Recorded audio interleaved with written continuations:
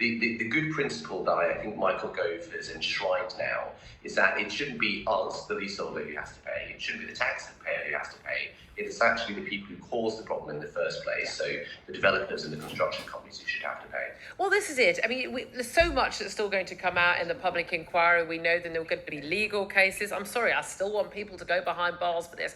We knew that this cladding was unsafe. It had been banned in other countries, including in Germany. People were selling this cladding. It was known to be flammable. It was being signed off by building regulations at local councils. It was being signed off, and suggested by these building developers.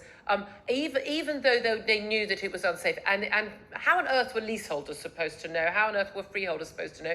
If you're in a local council building, you've had your cladding stripped off already, and the government is paying for all of it. But leaseholders like yourself, you've saved up, you put deposit down, you're paying your mortgage. You are now currently stuck in homes that are unsafe, that you can't afford to have the cladding taken off or repaired, but you can't sell because no one in their right mind will buy your property. You can't get a mortgage to buy a property in a building like that. And you've been stuck like tens and tens of thousands, possibly hundreds of thousands of others, in a total no man's land through no fault of your own.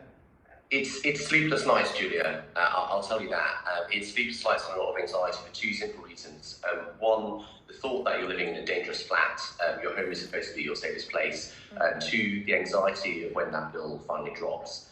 As you say, many of us have had to put our lives on hold. I recently got engaged. Good news. Lovely. Bad news, we can't really do anything about it because, of course, the fear of this bill, and look, let's hope that Michael Gove's announcement today does take some of that financial burden off people like Lou's shoulders, but the fear of that bill just stops you from doing anything in your life whatsoever. Absolutely. Again, one bedroom flat, you want to have a family, well, that's not going to work, but you haven't got the option of moving out. I mean, there's so much hope that we are going to actually see this change. The question is whether or not these building companies, these developers are going to play ball, many of them worth billions of pounds. We know an awful lot of building companies, also big developers, very big donors to the Conservative Party.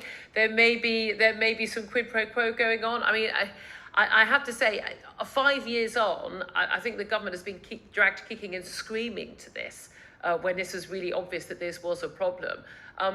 Should this have happened sooner? And do you think, I mean, if you had to put your life savings, what's left of them after paying for the cladding problem, do you think this is going to resolve things and you're going to be able to walk away? I would really hope so. I really do hope so, Julia. And I think the reason the government has been dragged kicking and screaming, or has finally come to a much better place, is thanks to the campaigning of people like yourself on Talk Radio. In answer to your question, do I sort of am confident that developers will cough up? Well, I think it's an incredibly smart political move by Michael Gove, because of course we've got to remember that a lot of these developers make huge amounts of their money from public contracts. Yeah. So it's within the government's gift to turn that tap off if they don't cough up, and I think that's what the government should do.